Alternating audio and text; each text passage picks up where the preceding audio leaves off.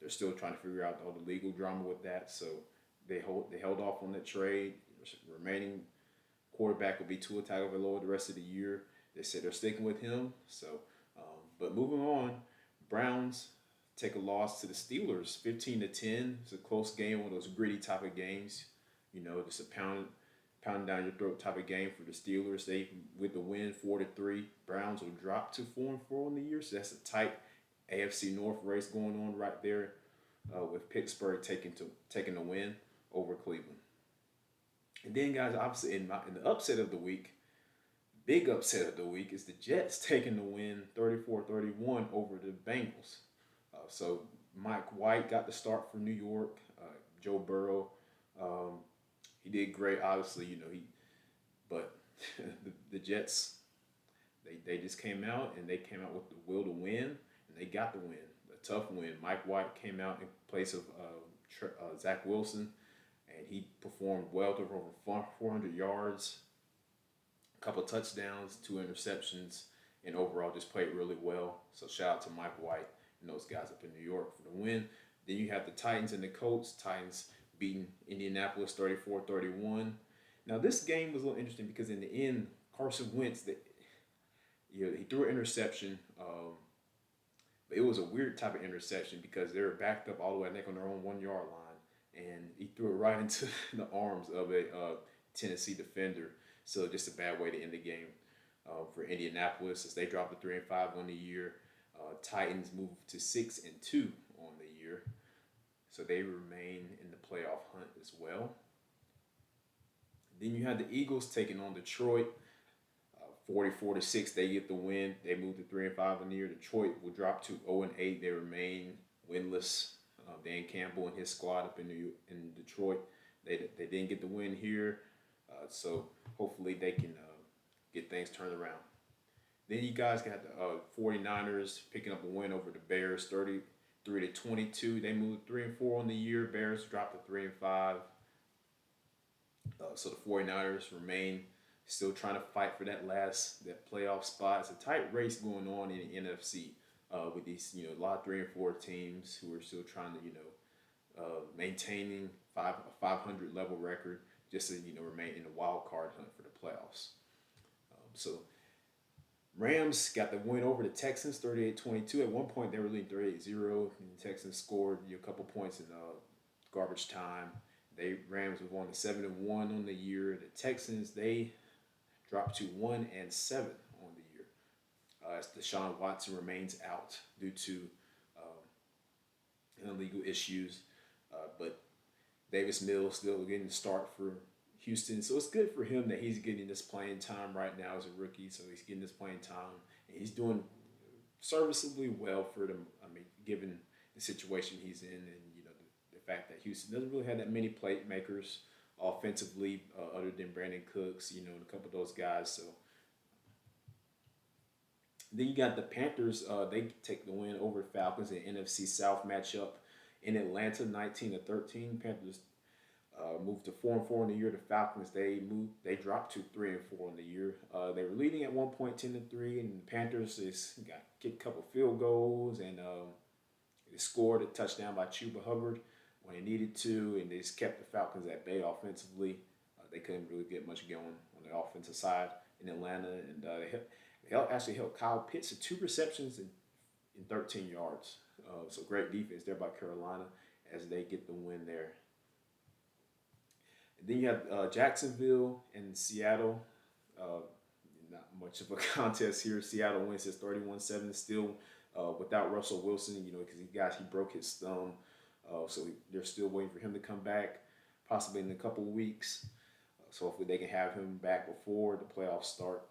They really look, but Geno Smith's doing pretty well in his absence.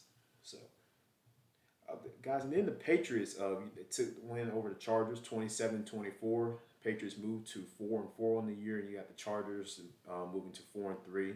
So one of those tight AFC games. Patriots still come out with the win, and they continue to stay at 500. So New England is staying the course. They're playing hard. Mac Jones is playing really well this year as a rookie. It's taking him a couple games, to get into the role, but overall he's playing really well. So at first, all these rookie quarterbacks were struggling this year, and it took them a while to get adjusted to the game. I think a lot of people were expecting Mac and Trevor Lawrence and Justin Fields to come out here and dominate the league, but that's not realistic. Guys, young quarterbacks, rookie quarterbacks, it takes time for them to develop and to really understand the game to the point where they are dominating offensively. But it's going to take these guys a minute to do that. But they are moving on the right pace and the right track. So it's a good sign to see for all those guys and those coaches on those different teams. And then you got one of the really best games on the late side of the NFL on Sunday, the Saints and the Buccaneers. This was a close game, pretty much. In the end, Bucks came back. They were down to New Orleans, and then the Saints just turned up on defense, got a couple of turnovers off Tom Brady, and they win 36-27. So the Bucks will drop to 6-2 on the year, and the Saints will move to 5-2. So they'll stay in second spot in the NFC South behind Tampa Bay. Then you got Carolina, then you got Atlanta. So something to keep an eye on there. And then you got Washington taking the loss to Denver, 10-17. Denver won. Denver was just dominating pretty much time of possession, and they were getting stops and scored when they needed to. They moved to 4-4 on the year. Washington will drop to 2-6 on the year.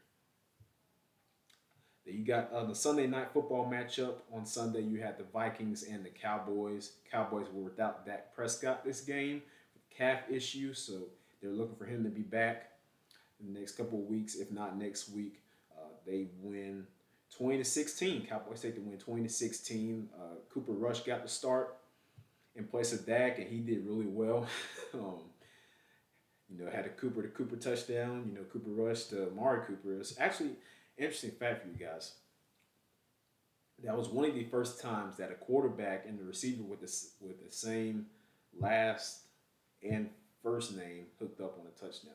It's not very often that happens, so it's an interesting fact. When I found out, it was very interesting to see that. So Vikings will drop to 3-4 on the year, so not the start that they wanted in Minnesota, but still plenty of time. Again, I think people need to understand it's still early in the year. You still got 9 more games to go of a 17-game season, so it's a lot of time for teams to get back on 500 and just keep maintaining a course, going ready for the postseason. A lot of teams, fighting for those last spots and the wild card, things like that. So a lot of key injuries as well. Guys are out, so hopefully they're getting, they want to get their guys rested and healed up and ready to go. And then last night on Monday, you had the Giants. I'm sorry, on Monday night you had the Giants and the Chiefs playing on Monday Night Football. The Chiefs got that win 20-17. They moved to 4-4 on the year, and the Giants will move to 2-6 on the year. This is one of those games where it was getting close. New York was not giving up, and they just were fighting. They were fighting Kansas City, and Patrick Mahomes. He looked a little. Patrick Mahomes and the Chiefs. This is not the year most expected them to have. Obviously with Kansas City, you're expecting them to fly out the gate, winning games, and Patrick Mahomes just running around on the field like it's Madden, just throwing touchdowns left and right. But defenses are starting to figure him out. They're starting to figure him in Kansas City out to the point where they're able to not completely shut them down, but just limit the big plays. I think that's a big key, for teams like Tampa Bay and Kansas City, these teams that are and even in the Bills as well, teams that are so high offensively built that you have to just limit the big plays and not so much, because you're not going to be able to stop. You're not going to be able to shut down Patrick Mahomes and the Chiefs. You just won't, because they got too many good athletes, too many good receivers. They're going to get the ball in space. You get them the ball in space, and they're going to make plays, and you just have to limit them. Get them on the ground, limit the big plays. And New York had a good game plan going into the game, and they were able to get them stops early on as well, and they got a couple turnovers. All Patrick Mahomes got an interception, I believe, and just but early on, but then later in the game, uh, the Chiefs were able to pull out and get the win, 20-17. So, and then moving on to next week, week 9. Tomorrow you got the Colts and the Jets on Thursday Night Football. It'll be an interesting game. Jets are actually 2-5 this year, guys. Surprisingly, New York is not giving up. Mike White is starting in place of Zach Wilson, and he's performing pretty well. He had over 400 yards last game, like I mentioned earlier. So, just a game to keep an eye on. The Colts dropping obviously one to Tennessee, so they're on a short week. So they'll be back playing on tomorrow on Thursday Night Football. We're kicking off Week 9. As we're moving through this NFL season, it's beginning to appear that a lot of teams are starting to find their groove, and they're coming out of the cellar. Some teams that that you guys expected really to probably just be stinking up the whole year, they're starting to come out the cellar, and that's something I noticed throughout the season up till week 8. You still got your teams that are in the middle level tier. You got your teams like Atlanta. You got your teams like the Panthers. They're trying to find themselves. They're trying to win, but at the same time, it's just when you have so much talent on the team, it's you in a talent driven league. It's very hard to sustain a winning record because listen, guys, it's hard to win in the NFL. Period. It's just very hard. You ask any NFL player, and they'll tell you. Winning in the NFL is hard, and it's great when you do because of the challenge that it presents. But when you do, it's very hard to do. And so when you got these teams that are winning, just taking over. You got these teams that are taking over coming out the gate, playing really well, like the Rams. They're 7-1. I think many people really didn't expect the Rams to come out this high. Obviously, yeah, Matthew Stafford's a great quarterback and everything. We all know that. They made the trade for him for Jared Goff back in the offseason, and then brought Matthew Stafford in, brought Deshaun Jackson in, a couple vets, and just traded for Von Miller the other day. Not many other moves going on in the trade deadline that happened. You had Melvin Ingram. He got traded to the Chiefs, so they trying to bolster up that defensive line. But other than that, Von Miller is going to be a huge addition to the Rams defense, which is already one of the best in the league.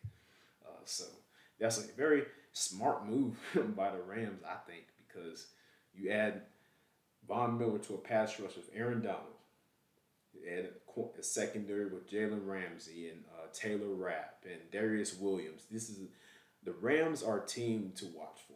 I'm telling you guys, like right now, like this is a team that wants to win the Super Bowl, and they're doing whatever they can to get there. Sean McVay, he's coaching out of his mind. He's trying to get this team back to where they were a couple years ago in Atlanta, where they couldn't get out to win against the New England Patriots and Tom Brady. But now Tom Brady is in the NFC, so it'll be interesting to see how that goes. I believe if you were to stop the season right now, heading into the playoffs, you would get the Rams and the Bucks in the playoff matchup, which would be very interesting to see how those teams would battle against each other. So very interesting to look at there. But overall, just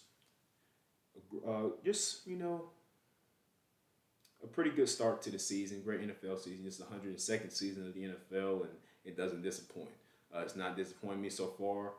A lot of great games and a lot of guys that are proving their worth. And they're continuing to get better and get better and get better each and every week. So you got teams. You got teams that now. You also have teams that are not doing so well, like the Miami Dolphins, who had high hopes for this year. Third year with Tua and Brian Flores in, so they're hoping to get a great year off, but they're not able to do that so far. So hopefully, Miami Dolphins will get things figured out. They're at 1-7, so not much time to do that.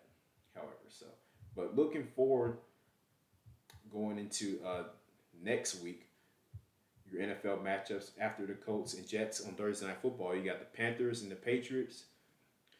Both of those teams at 4-4. That'll be a good game. So I got what to say. I would have the Patriots coming out with this win. I think Mac Jones and the Patriots come down to Carolina and they play a good game, sound game on defense and offense, and they get the win. So I have the Patriots taking that game 24-21.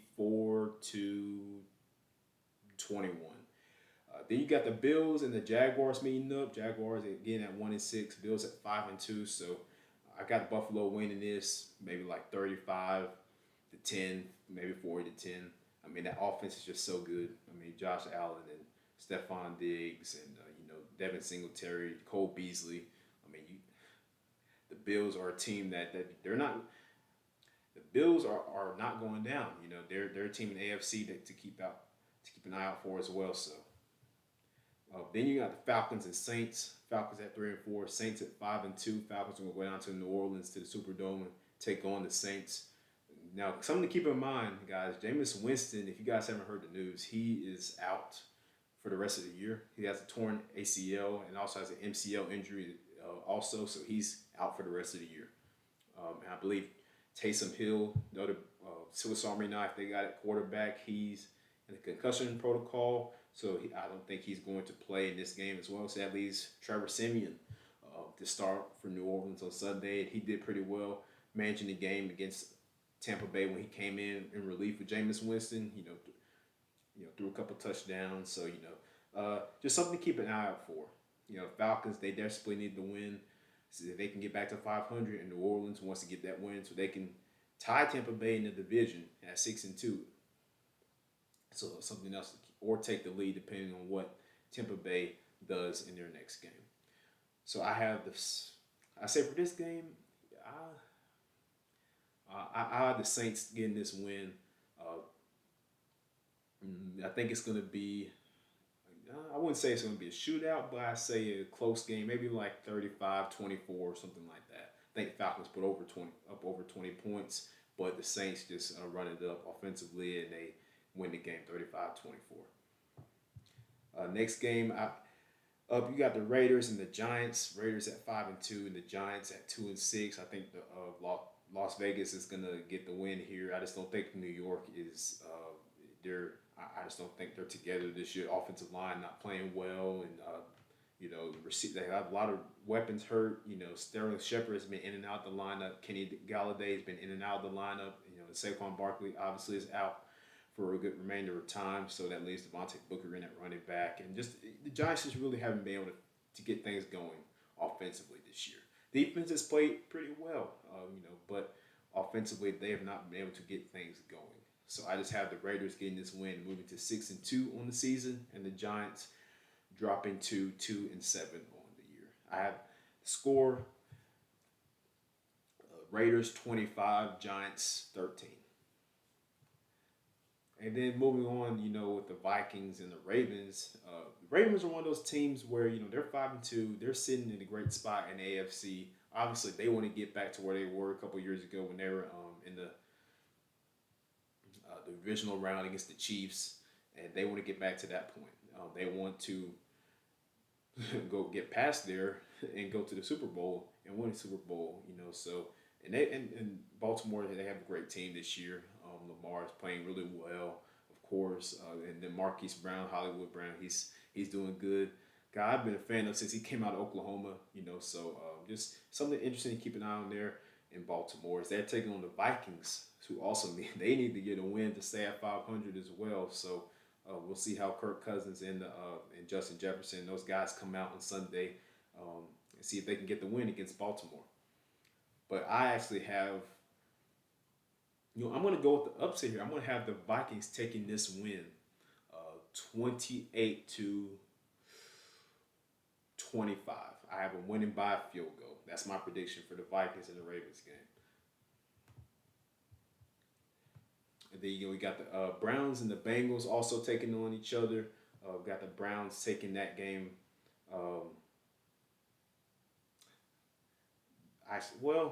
Yeah, that could go either way. I mean, because the Bengals they dropped one to the Jets the other day, so I'm not exactly sure what's going on in Cincinnati. This game could really go either way, but Joe Burrow he's having a great year, but all just around him, defensively, the defense is not playing that well. So just a matter of can the defense get stops and can they limit Baker Mayfield and Nick Chubb. And so just keeping an eye on that, and also keep an eye on this. Odell Beckham Jr. He as of today, reported by head coach Kevin Stefanski, he is no longer, he's essentially not on the team. So that's something else to keep an eye on. I believe the Browns are going to release him. I'm not exactly sure, but he showed up to practice, but the coach told him to go home. So that's the word we got in, and so Odell is just keep an eye on that. He might be on a different team by Sunday, so just something to watch out for. But I've got the Bengals bouncing back and taking this win. I'd say about 35, 28. Joe Burrow has a great game. Joe Mixon, he has a good game on the ground, and I think the Browns just drop. They don't get the win here, and they drop to 4-5. And I believe the Bengals move to 6-3 in the year.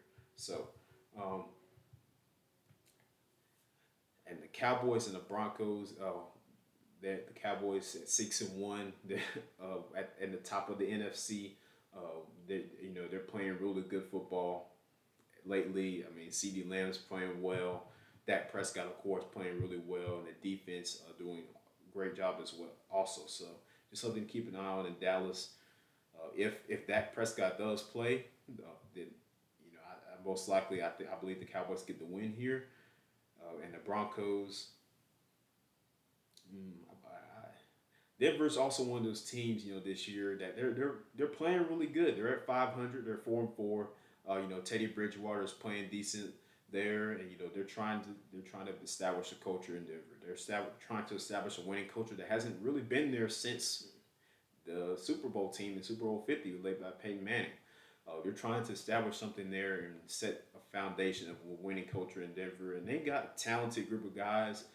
They're really young, so just I believe it's going to take a while for them to gel and get things going. But I have the Cowboys coming out with this win,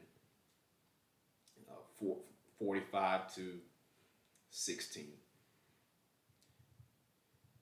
Then your late games coming up on Sunday, you got the Dolphins and the Texans. Both teams at 1-7, so that'll just be one of those games where okay, who wants to win more?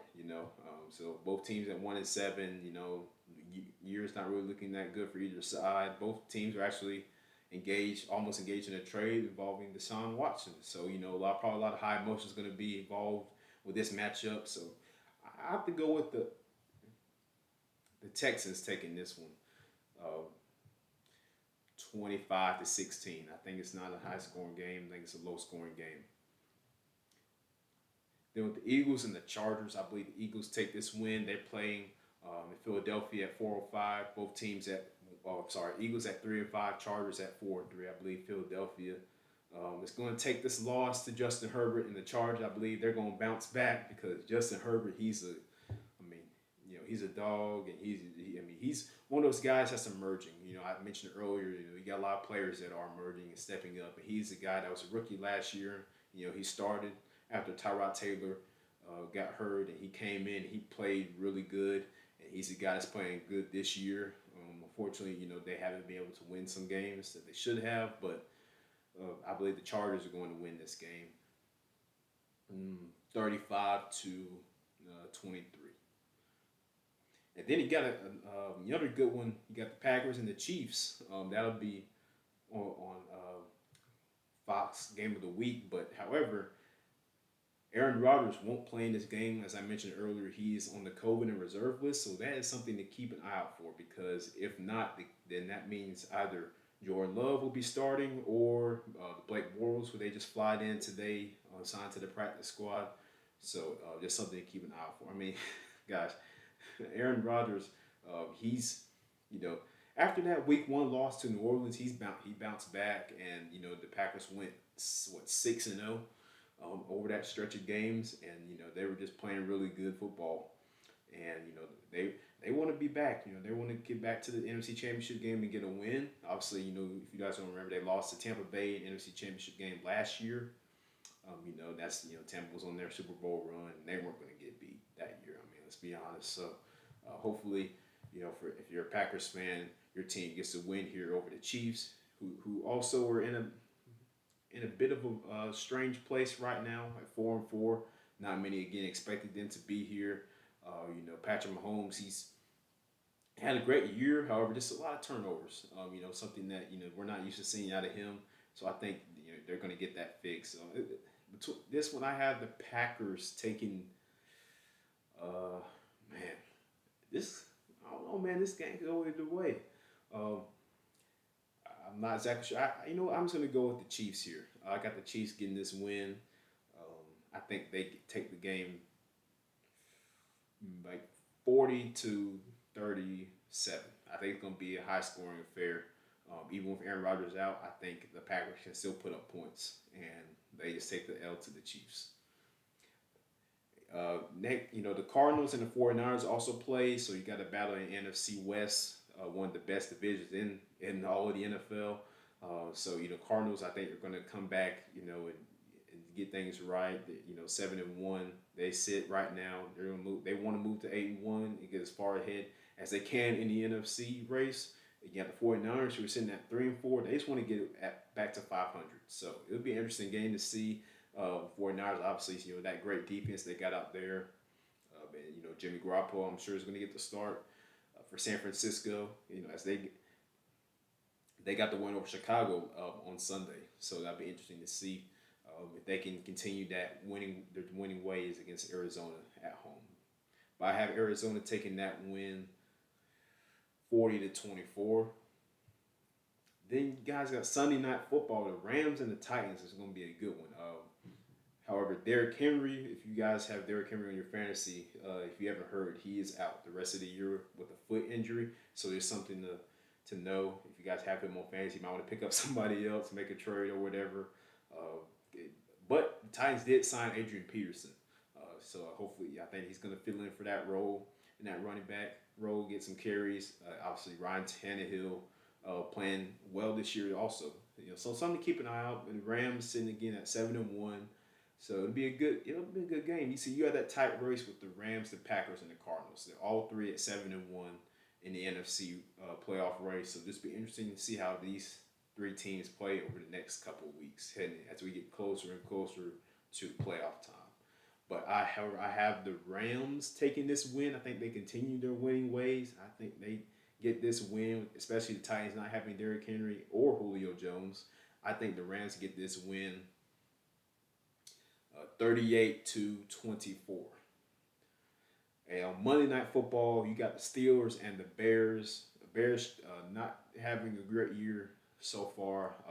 The offensive line not playing all that well for Justin Fields, but he's trying, guys. He's trying. I know a lot of people were expecting him to come out here and play out his mind again. That's you can't have expectations like that for a rookie quarterback, guys. I mean, rookie quarterbacks, no matter who, if they're Trevor Lawrence and they're picked the first overall in the draft, or if they're Justin Fields who went 10th, these guys, man, again, college and NFL are two different worlds, and I think a lot of people don't understand that. You can't expect these guys to come out and just light it up their first year unless you're just really that good, and you rarely have those cases. Even Patrick Mahomes did not start his rookie year. If you guys remember, he was sitting behind Alex Smith, and he didn't play till the last game, and then the next year he would start, and we all know after that, he won a Super Bowl in 2019, and he went back the next year. So it just takes time for these guys. Best plan, just having them sit and behind these vets and develop. Watch how these vets go about their playing, about their business, and then that way, when you're ready to start them, they won't be behind. They'll be ready to go. So I think that's a smart move. However, Justin is playing right now, and they sit at 3-5. The Bears do. So they want to get the win on Monday Night Football against the Steelers, who just won against Cleveland on Sunday. So it'll be a good game. I think the Steelers, though, will come out with the win. My score prediction for that was probably going to be, I got Pittsburgh winning 34-16. 34-16. I think Steelers offense gets clicking. I think Najee Harris is going to get going on the ground against a tough Bears defense, and I think Ben Roethlisberger is going to have a good game here also. So, good slate of games coming up in Week 9 in the NFL season. Also, some news and headlines for you guys if you're not aware. Henry Ruggs, a wide receiver for the Las Vegas Raiders out of Alabama, he was released today after a DUI incident. He was reportedly under the influence, and he was driving reportedly at 156 miles per hour. He he hit a female and her dog actually also killing both in the back in the car. So just a sad thing to hear, for Henry Ruggs. He's such a great talent coming out of Alabama. And he was, one of those guys who's going to have a great year, that breakout year. But he has been released by Las Vegas, so something to keep an eye on there. See if anybody picks him up or anything like that. But overall, just another week in the NFL going, another week coming up. So as we get closer and closer to the playoff race, seeing how these teams match up, be interesting to see who maintains their winning ways and who falls off the train. Just so something to keep an eye on as we wrap up towards the NFL season. But this has been Jay's Fifth Down, the NFL podcast. I've been your host, Jaden Gay. Thank you guys for watching. Please make sure you subscribe and comment and tell your friends to subscribe as well. Leave a comment, and I'll see you guys next week. Have a great rest of the week, guys.